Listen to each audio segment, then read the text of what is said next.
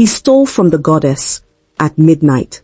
By sunrise, his village called him a miracle worker, but by sunset, the earth arrived to collect its debt.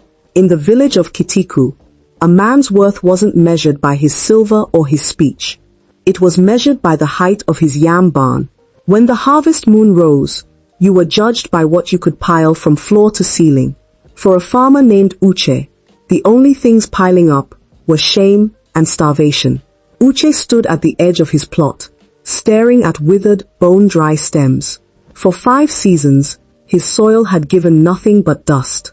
Meanwhile, his neighbors' barns groaned under the weight of fat tubers and heavy corn. Behind him in their mud-walled compound, his wife, Ada, was grinding the very last of their cassava. She was young, but the spark in her eyes had dimmed to a faint ember. She never complained about the single meal a day, or her threadbare clothing. But Uche saw the unspoken question in her eyes. What kind of man cannot feed his household? Engagement hook. If you're ready for a tale of desperation, greed, and the ultimate price of a lie, hit that subscribe button and let me know in the comments where in from the world you are watching from. Let's dive in. That evening, the village elders gathered under the ancient Aruku tree. Chief Uguchuku stood in the center, his heavy walking stick planted like a spear in the dirt. Our annual festival for Ani, the earth goddess, is in 3 days, the chief announced, his voice echoing. Every house must bring their finest first fruits to her sacred shrine. But heed this warning. Anyone who brings an offering unworthy of the goddess will be branded Osen Kiti, a man rejected by the soil.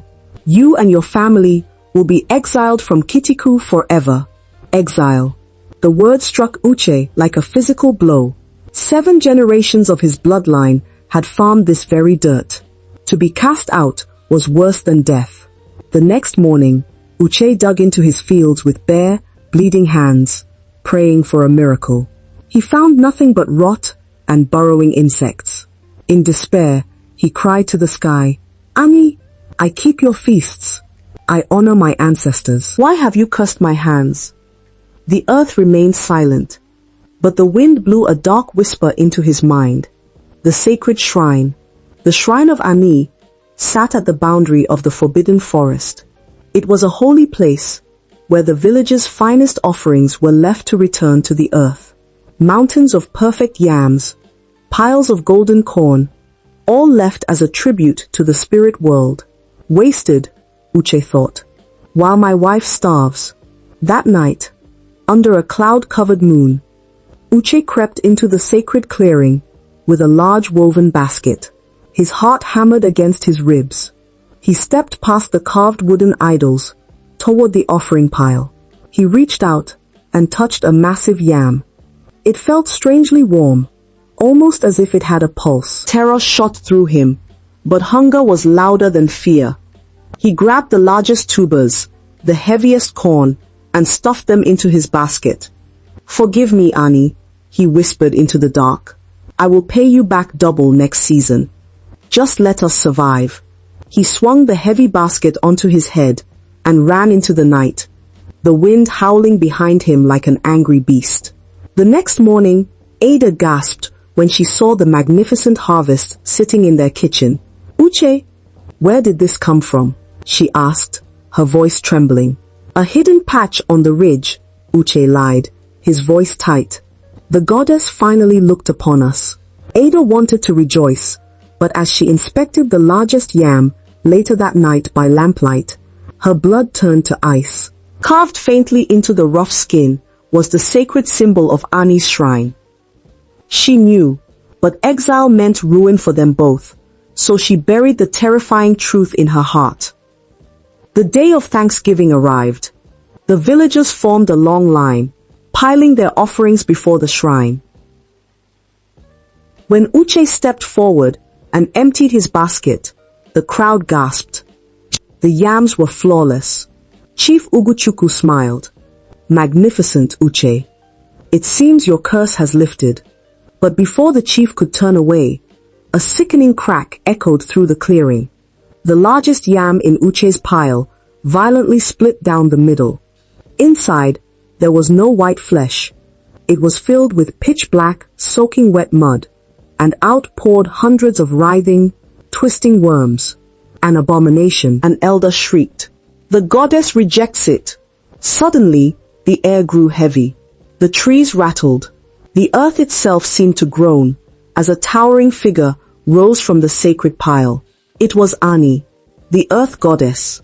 Her skin was the color of rich loam. Her eyes were hollow sockets filled with roots, and her hair was a tangle of living vines. Uche, son of Okafo, her voice boomed like thunder. You have stolen from the dead. You have brought a lie to my altar. Uche fell to his knees, pressing his face into the dirt. Mercy, great mother. I was desperate. My family was starving. What you took cannot be replaced. The goddess replied coldly. Those offerings feed the spirits that keep this village alive. You have broken the balance, and the earth always demands balance. The ground beneath Uche began to sink, liquefying into quicksand. You have a choice, Ani commanded. Give your own life to the soil. Return what you stole with your flesh, and your farm will bloom. Your family will be saved, or walk away into exile. But everything you or your descendants touch for 7 generations will rot, wither, and die. Uche looked back at the crowd. Ada was standing at the edge, weeping, her hand pressed firmly against her stomach. In that exact moment, Uche realized the truth. She was carrying his unborn child. If he chose exile, his child, his grandchild, and generations he would never meet would inherit a starvation curse. He remembered what his father used to say. The land is borrowed, my son. You must respect it. Uche looked at Ada one last time, tears blurring his vision. I choose the soil, he whispered. I choose my bloodline.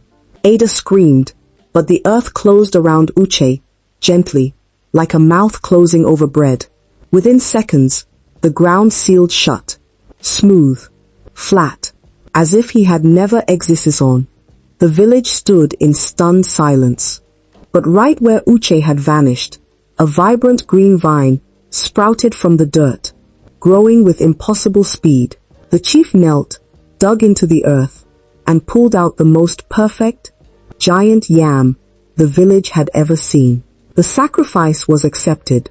The balance was restored. 9 months later, Ada gave birth to a son. She named him Uche to honor his father.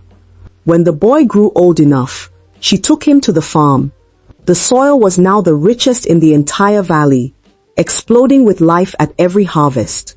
Your father made a terrible mistake, Ada told her son, kneeling in the rich black dirt. But in the end, he chose love over fear. Remember this land, honor it, and never take what does not belong to you. To this day in Kitiku, elders tell this story to young farmers. They point to the hyper-fertile field and remind them, the earth does not owe you a harvest. You owe the earth your respect. What would you have done? Would you have sacrificed yourself or cursed your bloodline? Let me know in the comments below. Hit that like button and subscribe for more original tales. Until next time.